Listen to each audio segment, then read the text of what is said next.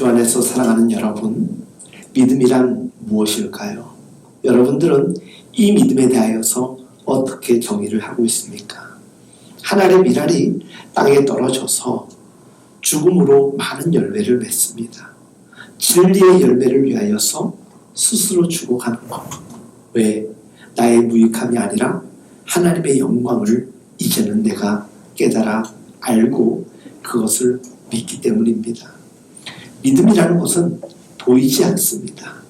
영혼이 살아있는 진리와 목숨을 바꾸면서도 우리가 혼선을 갖지 아니할 수 있는 절대 옳음, 이것이 진리입니다.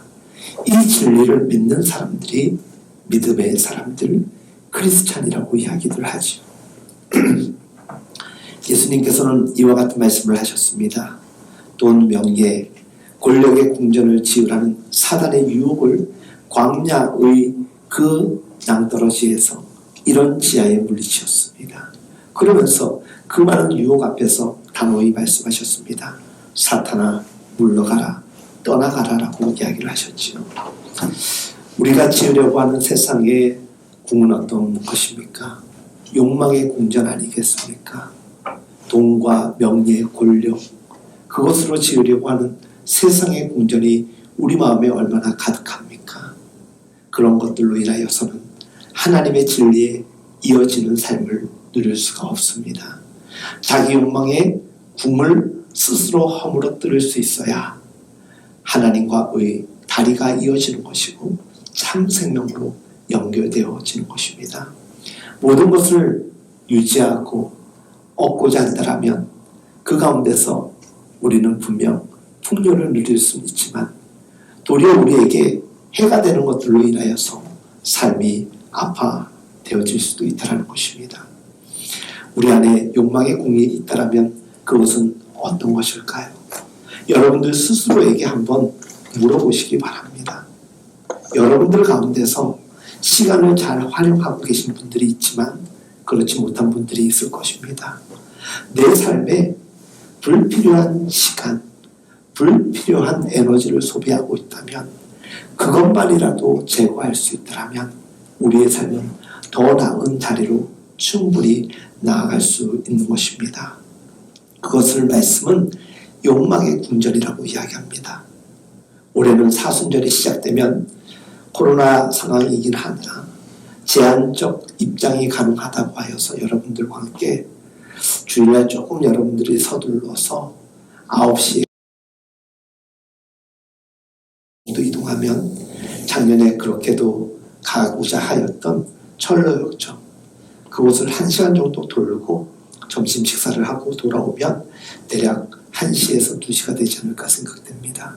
그 코스를 보면서 우리가 정말 이러한 삶의 문제에 넘어지고 있구나. 그리고 이러한 진리 앞에서 또 용기를 내어 살아가구나. 그런데 어느 순간에 또 다른 삶의 공고함과 유혹과 깊은 늪에 빠져서 헤매이는 한 순례자를 발견하게 되는데 그가 우리 스스로이구나. 우리는 동의할 수밖에 없게 되는 것입니다. 사람은 마음을 다 잡습니다. 특히 연초이죠. 여러분들 어떤 마음에 결단하였습니까?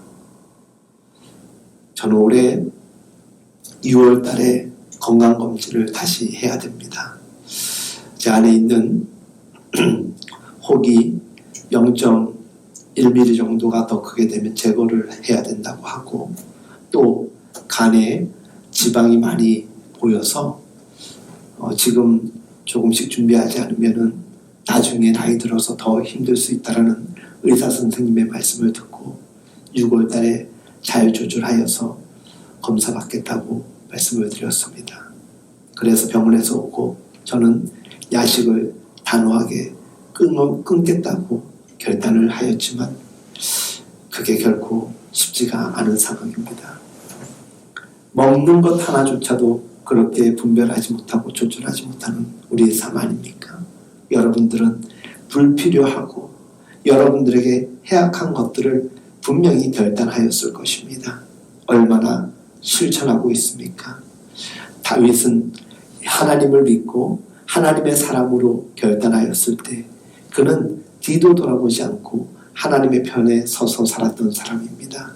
그래서 그는 그의 인생을 두고 성경은 하나님의 마음에 꼭 맞는 사람이다 라고 기록하고 있습니다. 여러분들은 여러분들 스스로도 만족하지 못할 그런 이면의 삶을 분명히 알고 있습니다. 전능하신 하나님, 그리고 우리의 삶을 다 알고 계신 하나님은 여러분들의 모든 일거수일투족을 다 알고 계신데 그 하나님께서는 여러분들을 어떻게 바라보고 계실까요? 원망과 또 분노의 마음도 계시겠지만 하나님은 그것으로 우리가 해석할 수 없는 넓은 마음과 이해와 용서와 사랑의 하나님 아니십니까? 그 하나님께서 다윗에게 들이닥친 죄의 그 어두운 군을 마저도 다 떠나가게 하여 주셨습니다. 그때는 언제입니까? 그 스스로가 자복하고 하나님께 엎드려 회개할 때였습니다. 죄를 지은 것은 분명 문제이나 우리에게 너무나도 간절히 사모되어야 될 것은 용서입니다. 부부관계, 가족관계, 지인과의 관계에서 누군들 다 실수 없이 사는 사람 어디 있겠습니까? 모든 사람들이 실수할 수 있고 또 상처를 줄 수 있는 그런 연약한 존재 아니겠습니까?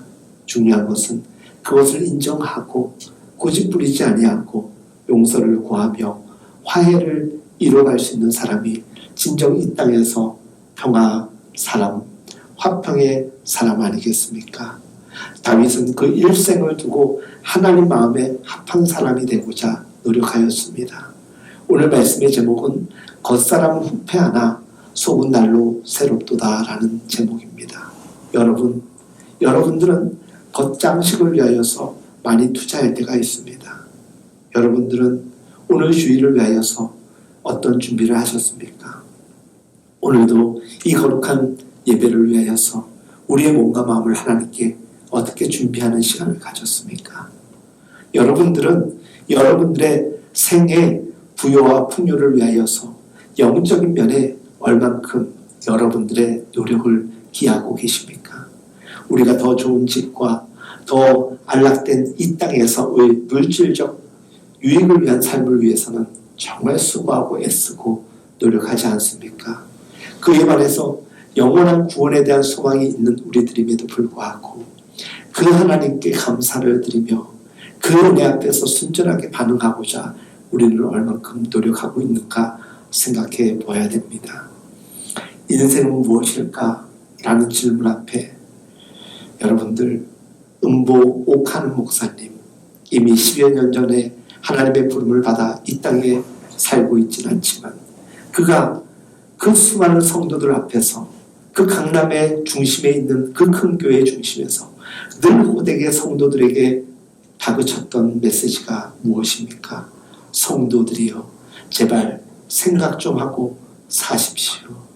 이 생각은 우리의 자아의 판단, 이성적 생각을 뛰어넘어서 하나님의 말씀, 성령께서 주신 마음으로 생각을 하며 제발 좀 잘 살아내십시오라는 부르짖음이었습니다. 우리들 세상의 이치 안에서는 잘 생각하며 살아가는 사람일 수 있지만 성령의 생각과 하나님의 뜻에 맞춰서 얼만큼 우리는 스스로가 낮아지고 내려놓고 순종하며 살아가고 있습니까? 그렇게 살아내지 못하면 우리는 허망한 공동묘지의 한중재로 그칠 수밖에 없는 인생이 될 것입니다. 우리는 영원한 하나님 나라의 백성이며 그 은혜를 이 땅에서 누리며 살아가는 사람입니다. 우리가 믿음의 사람이 아니다 할지라도 진리는 언제나 바른 것을 우리에게 제시함을 우리는 부정할 수 없습니다. 세상은 믿음이 있든 없든 욕망이라는 것으로 인하여서 스스로도 무너지고 서로에게 아픔과 상처, 그로 인하여서 미몽에 더 깊이 빠지고 칠흑 같은 어둠 속으로 스며들 때가 참 많습니다. 그래서 우리는 단 하루조차도 우리 스스로가 장담할 수 없는 연약한 사람들입니다. 그래서 성경은 이와 같이 고백합니다. 주의 말씀은 내 발의 등이요 내 길의 빛이라고. 한 발자국 한 발자국조차도 내딛기 두려움이 얼마나 많습니까? 그런 우리 연약함 앞에 하나님의 말씀, 그분의 인도하심은 등이 되어주고 빛이 되어준다는 것입니다. 그 인도함 속에서 우리는 표대를 향하여서 다른 박질을 할 수 있는 것입니다. 성경은 다놓고 이와 같은 올바른 삶에 대하여, 진리에 순종하는 삶에 대하여서 오늘 본문 말씀 고린도후서 4장 16절을 통하여서 이야기합니다.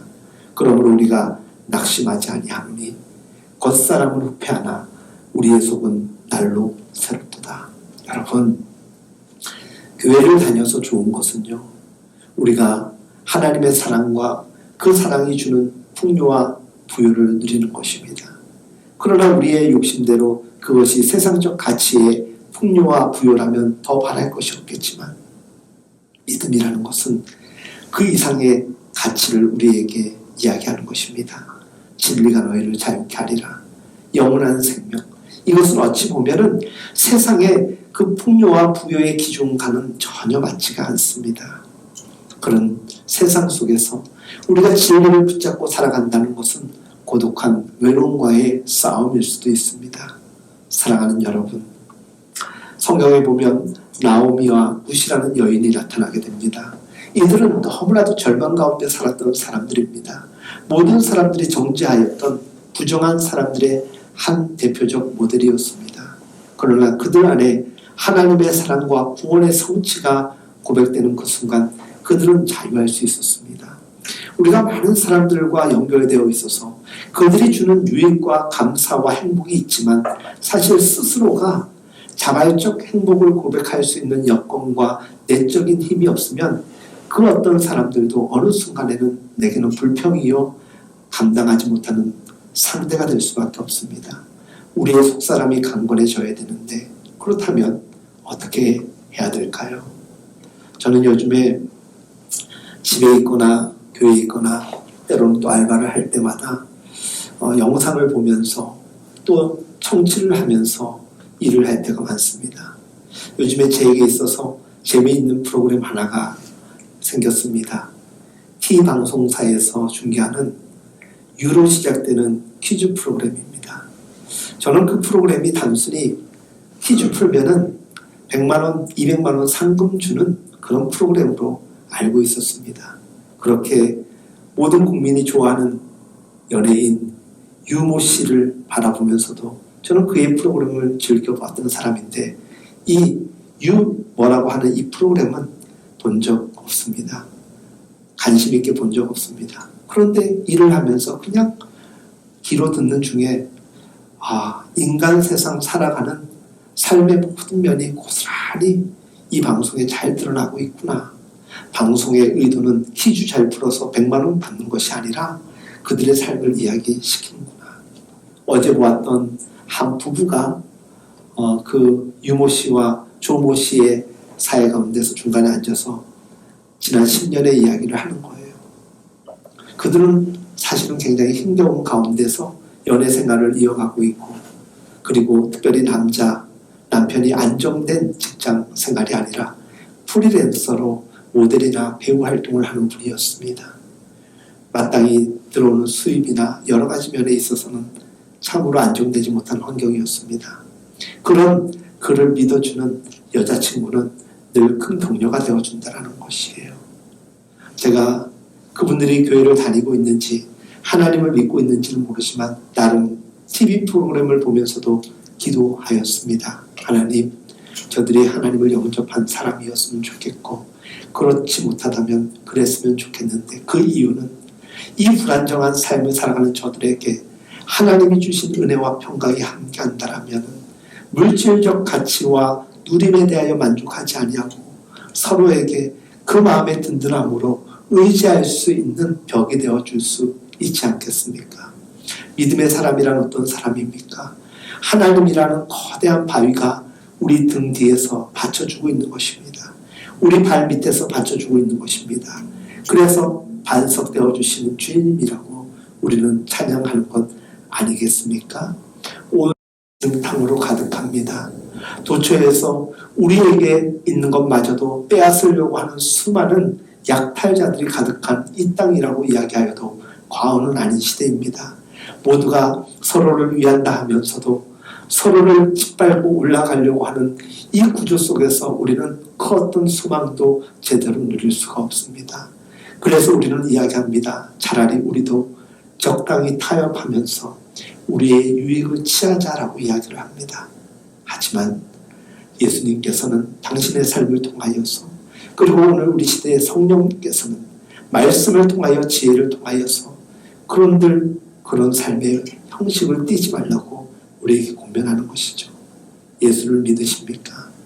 예수를 믿는 것이 어려운 것은 예수를 믿는 것 자체가 어려운 것이 아닙니다. 예수를 믿으면서 살아가야 될 삶의 방식 때문에 힘겹고 어려워지는 것입니다. 저는 믿음이라는 것은 보이지 않는 저 먼 곳을 향하여서 시선을 고정하고 흔들림 없이 살아가는 사람의 속마음이라고 여깁니다. 때로는 안개가 자욱한 길, 여러분들 운전을 하거나 걸어가 보셨죠? 오늘도 예배 직전에 성도님 한 분이 저에게 카톡으로 목사님 차가 없는데 교회 오셨냐고, 제가 성도님에게도 말씀드렸듯이 이번 주에 제 차가 지금 아파서 병원에 가 있는 상황 아니겠습니까? 이유는 하나입니다. 블랙박스가 깨끗하게 보이거나 후방 카메라가 깨끗하게 보였으면 제가 그 정도까지는 아니었을 텐데, 눈으로 인하여서 제대로 보이지 않고 더 구체적으로 자세히 봤어야 되는데 그러지 못함으로 인하여서 아주 작은 접촉이 있었던 것이었습니다. 우리는 미미한 것조차라도 우리의 삶을 가로막고 있거나 우리의 시야를 방해하고 있으면 언제나 그렇게 사고에 노출될 수밖에 없습니다. 믿음이라는 것은 그럼에도 불구하고 하나님을 믿으면서, 보이지 않는 그 하나님께서 우리의 생을 주관하고 계심을 믿으면서 살아가는 것입니다. 믿음과 신뢰가 없으면 사랑과 우리 관계도 제대로 형성되지 않는데, 하나님은, 신앙은 절대적 믿음과 신뢰가 없으면 이어갈 수 없습니다. 여러분, 어려운 여건에서 저는 교회 목회를 한다고 많은 사람들이 위로를 하는데, 저는 오늘 대표 기도를, 그리고 여러분들과 함께 중보 기도를 하면서도 그런 기도문을 하나님께 고백했습니다. 물질적으로 어려운 것은 감당할 수가 있습니다. 더 열심히 일하면 되고요. 더 돈을 벌면 되는 것입니다. 어찌 보면 여러분들이 더 헌금하면 해결할 수 있는 문제입니다. 하지만 교회는 그래서 임대료가 해결되고 교회 통장이 넉넉하여서 재정적 어려움이 없다고 하여서 교회의 명명이 이어지는 것 아닙니다. 교회는 열이 모였든 백이 모였든 천이 모였든 하나님을 사랑하는 사람들이 하나님의 공동체를 세워가는 그 뜻이 세워지지 않으면 그 1000명이요 그 10,000명이 도리어 소돔과 고모라 성과 같은 악의 도시가 될 수밖에 없다는 것입니다. 그런 의미에서 우리는 힘겨운 시대를 살아가고 있는 것은 분명하나 진리의 편을 들고 언제나 하나님의 마음과 생각을 우리 마음에 자리 잡게 하기 위해서 몸부림쳐야 되는 것입니다. 그 몸부림이 무엇입니까? 그 몸부림은 다른 것 아닙니다. 그 몸부림은 우리가 고민하고 갈등이 오는 여러 가지 순간과 상황 속에서 어느 것이 하나님의 뜻일까? 어느 것이 예수님의 마음일까 생각하는 것입니다. 여러분, 어떤 판단을 해야 될 때 이런 생각 꼭 해보시면 좋을 것 같습니다. 이 상황 속에서 예수님은 어떤 생각을 하셨을까? 예수님은 어떠한 결정을 하셨을까? 생각을 해보시면 내가 잘 선택했구나. 반대로 내가 이렇게 판단하면 안 됐구나 생각이 되어질 것입니다. 그것이 우리에게 참 중요한 기준이 됩니다. 여러분들 부모님 사랑하시죠? 부모님이 여러분들에게 주신 은혜와 사랑이 얼마나 큽니까? 제가 가끔 부모님께 효도하지 못하고 잘 섬기지 못할 때 이런 생각을 해봅니다. 우리 부모님이 이런 상황이었으면 나에게 어떻게 하셨을까? 근데 왜 나는 이렇게 못할까? 우리 부모님, 우리 장인 장모님만 하더라도 그분들이 넉넉하지 못해서 그렇지 있는 것 다 통틀어서 저한테 주시려고 얼마나 노력하는지 모르세요. 저희 아버지도 이제 78 정도 되셨나? 어떻게든지 이제는 그 연세에 일거리가 없지 않습니까? 일할 수도 없고 불러주는 것도 없지 않습니까? 근데 시골이라 보니까 산불 요원이라도 나가려고 하세요.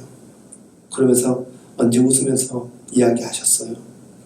내가 조금이라도 벌어서 너한테 보내주면 교회 유지하는데 조금이라도 보탬이 되지 않겠니라고 얘기하시는데 마음이 참 무너지더라고요. 교회를 준비하는 과정 속에서도 장모님이 얼마나 많은 사랑과 섬김으로 교회를 준비해 주셨는지 몰라요. 그래서 교회를 이렇게 오면은 십자가를 보면은 주님 생각나는데 인테리어를 하고 여러 가지를 보면은 부모님 손길, 그 생각에 눈물이 가득합니다. 그런데 그 은혜가 얼마나 큽니까? 그런데 잠시만 제가 생각을 돌려서 생각을 해보면 나는 동일한 상황에서 부모님이 선택해야 될 그 결정을 나는 왜 못했을까 후회할 때가 참 많습니다. 우리의 삶을 두고 우리가 늘 겉사람의 유익을 취한다는 것이 세상적 가치일 때가 얼마나 많습니까? 부부관계 속에서도 얼마나 자기의 유익을 우리가 먼저 우선할 때가 많은지 모릅니다. 그래서 싸움이 일어나는 것입니다. 세 계명이 무엇입니까? 주님께서 우리를 사랑하신 것처럼 너희도 서로 사랑하라는 것입니다. 여러분들 서로 사랑하고 계십니까? 속사람이 강건하여져서 날로 새로워질 때 일어나는 증거가 무엇이겠습니까? 하나님 사랑입니다. 그리고 이웃 사랑입니다. 예수님을 믿는다면서도 그 말하는 것이 날카롭고 차갑고 그 배품이 넉넉하지 못하다라면 예수님의 마음 아닙니다. 예수님은 이 복잡한 세상에서 외치셨습니다. 서로 사랑하며 살아가라는 것이죠. 현인들은 이것을 둥글게 서로 넉넉하게 베풀라고 이야기를 하였습니다. 우리는 부정할 수 없는 그리스도인 아닙니까? 사랑으로 서로 공생할 수 있는 방법을 찾는 진리에 날마다 접촉되어 있는 우리들입니다. 그런 우리가 여전히 그리스도인이 되었음에도 불구하고 욕심과 욕망, 이기심에 붙잡혀 있다면 나는 여전히 썬데이 크리스찬에 불과하구나 우리는 이야기할 수 있지 않겠습니까? 사람을 얻는 것보다 세상에 귀한 것 없습니다. 그래서 예수 그리스도께서는 당신의 몸을 버려서 우리를 하나님의 자녀 삼아 주셨고 구원에 이르게 하여 주셨습니다. 어리석은 사는 어떤 사람입니까? 물질을 위해 사는 사람이요. 지혜로운 사람은 어떤 사람인가? 사람을 얻고 하나님의 영광 유익을 위하여 살아가는 사람입니다. 성경이 말하는 사랑은 단순한 감정의 개념이 아닙니다. 아가페, 무조건적인 사랑인 것입니다. 우리가 왜 서로 사랑해야 됩니까? 그리고 그 당위적 이유가 어디에서 근거할까요? 하나님이 우리를 조건 없이 용서하시고 사랑하여 주시고 구원해 주셨지 않습니까? 이유가 없습니다. 조건이 없습니다. 이 마음으로 사랑하라는 것입니다. 이것저것 토달고 이유 달면 사랑할 수가 없습니다. 내가 당신한테 어떻게 했는데, 내가 당신을 위하여 어떻게 무엇을 하였는데 나한테 이럴 수가 있냐고 우리는 불평할 수 있는데, 사실 인간 세상에서 그 정도 불평 없고 이야기 못할 사람 어디 있겠습니까? 그렇지만 내 전제는 그럼에도 불구하고 조건 없이 사랑할 수 있어야 된다는 것입니다. 성경에서 이사야는 하나님께서 그의 영에 주셔서 외친 말씀이 있습니다. 그것은 무엇입니까? 사람의 마음은 변하나 하나님의 말씀은 영원하다라는 것입니다. 그래서 하나님의 말씀을 날마다 붙잡으려고 노력하였던 것입니다. 여러분, 올해 우리 교회 슬로건이 무엇입니까? 정직한 신앙 아닙니까? 여러분들이 올 한 해 하나님 앞에 정직한 신앙으로 도전할 수 있기를 간절히 바랍니다. 두 번째, 포기하지 않는 열정 아닙니까? 어려운 시절이지만 기도하며 능력을 구하며 서로 격려하며 성도의 교제 속에서 믿음의 에너지를 받아서 어려운 시절을 잘 이겨낼 수 있기를 간절히 바랍니다. 성경에 나온 인물 중 엘리야라는 사람이 있습니다. 그는 언제나 하나님의 말씀을 왜곡하지 않았습니다. 그러나 우리 하나님의 말씀을 얼마나 왜곡할 때가 있지 않습니까? 내 좋은 방식으로 해석하려고 할 때가 얼마나 많은지 모릅니다. 말씀은 절대적으로 우리 육체를 위한 중속변수가 아닌 것입니다. 말씀은 우리가 생명을 걸고 지켜야 될 순종의 대상인 것입니다. 주님께서는 사단이 유혹하였던 세상의 떡을 향하여서 단호히 거부하였습니다. 그러면서 말씀하였습니다. 하나님의 말씀으로 살 것이라고. 왜 그렇습니까? 성경은 하나님이 말씀이라고. 그래서 하나님은 말씀으로 세상을 창조하셨다. 태초에 하나님이 계셨다라고 성경이 기록하고도 있지만 태초에 하나님의 말씀이 거하셨다라고 이야기하지 않았습니까? 그 말씀으로 하나님은 세상을 이끌어 가십니다. 하나님을 믿고 하나님의 섭리를 고백하는 우리들은 어떻게 사는 사람입니까? 말씀에 순종하며 품고 살아가는 사람. 그래서 오늘 말씀의 제목 겉사람은 후패한다라는 이 후패함은 말씀과 거리가 멀어진 사람들에게 해당되는 고백이요. 말씀을 유익으로 삼고 고백적 신앙으로 날마다 품는 사람은 어떤 사람이냐? 날마다 새로워지는 사람이라는 것입니다. 그런 의미에서 말씀이 말씀으로 여러분들에게 역사하기를 바랍니다. 이 말씀은 내가 지키기 힘들고 부담스러워 제껴버리는 게 아닙니다. 올해 여러분들 약속의 말씀으로 성경 구절이 있을 것입니다. 하필 이런 말씀이 나에게 왔습니다. 올해 제게 제시된 말씀은 야고보서 1장 19절 말씀입니다. 듣기는 속히 하고 말을 더디하고 그 다음에 성을 내는 것을 절제하라는 말씀이었습니다. 저에게 정말 필요한 말씀을 하나님께서 주신 건 분명한데 지난 20여일을 보내면서 생각해 보았습니다. 나는 듣기를 속히 하였는가? 꼭 내가 들어야 될 그 이야기 말씀 앞에 내가 청종하였는가? 내가 말하기는 더디하며 깊이 있게 얘기하며 그 다음에 심사숙고하며 표현하려고 애썼는가 생각해 보았더니 여전히 저는 부끄러운 인생이었습니다. 사랑하는 여러분, 인간이 일평생 잊지 말아야 할 것은 우리 인생은 시든다라는 것입니다. 화려한 꽃 같지만은 어느 순간에 우리는 소멸될 수밖에 없는 그런 존재라는 것입니다.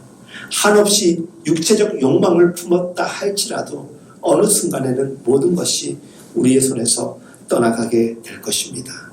그런 우리들에게 영원하신 하나님의 말씀은 절대 불변의 진리이고 생명과 같은 것입니다. 그 말씀을 믿고 살아가는 사람들을 성경은 성령의 사람이라고 합니다.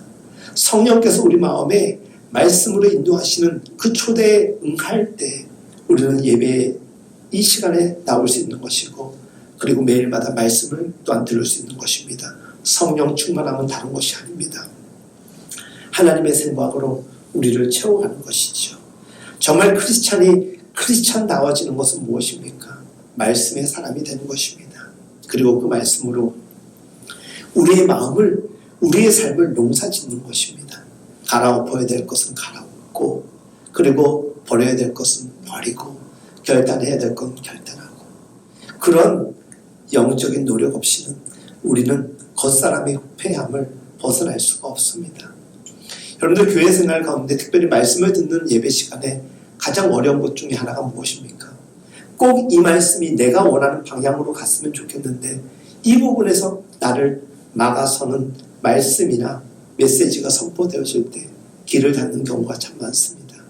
목회자도 동일합니다. 말씀을 내 방식대로만 유추한 그대로 전달되어지고 받아들여진다면 얼마나 좋겠습니까? 그러나 그렇지 않습니다. 이번 주 한 주간 새벽 묵상을 하면서 그런 기도를 많이 하였습니다. 하나님, 이번 주일에 전할 말씀처럼 저 스스로가 말씀을 왜곡되이 생각하지 않게 하고 그냥 그대로 순전하게 받아들이게 하여 주옵소서. 그래서 말씀을 듣는 사람에게 필요한 두 가지의 자세가 필요한데 그것이 무엇이냐? 지혜라는 것이에요. 하나님의 지혜가 없으면 우리는 우리 멋대로 성경을 판단합니다. 그리고 또 하나의 자세가 무엇이냐? 순결하고자 하는 마음의 거룩함인 것입니다. 이 말씀으로 나를 깨끗하게 하고자 하는 그 의지가 없으면 아무것도 되어지는 일이 없게 될 것입니다. 지금 젊고 고운 여러분의 인생, 이곳에 있는 분들은 대부분 40대인 걸로 저는 알고 있습니다. 20대가 너무나도 그립지 않습니까? 그러나 여러분, 50이 되고 60이 되면 지금 40도 여러분들에게는 너무나도 고운 시절로 기억될 것입니다. 저는 여러분들 주일날 더 좋은 모습으로 뵈려고 잘 안 하는 팩도 주일 전날에는 꼭 합니다. 그래서 어제도 밤에 늦은 시간에 집에 가서도 그 팩을 하고 여러분들 앞에 섰습니다. 팩을 하니까 제 피부가 한결 좋아 보이시죠? 그것 때문이 아닙니다. 어떻게든지 여러분들에게 더 좋은 모습으로 인사드리기 위하여서. 그런데 어느 날에는 이런 생각이 듭니다. 내가 팩을 하여서 얼굴에 광이 나고 피부가 쭉쭉 펴 보이면 뭐하나. 내 말과 내 행함이 여러분들 앞에서 목사답지 못하고 온전하지 못한다면 내 겉사람으로 인하여서 상처 주는 일을 받게 되지 않나, 이런 생각을 하였습니다. 하나님께도 동일합니다. 하나님께 우리가 보여드려야 될 모습은 어떤 모습입니까? 신자의 신앙의 모습 아니겠습니까? 신자요 그리스도인을 자처하면서도 여전히 변화되지 않는 모습으로 하나님 앞에 선다면 하나님 앞에 부끄러움 당하고 있음을 우리는 알아야 될 것입니다. 사랑하는 여러분, 말씀의 마무리를 하고자 합니다.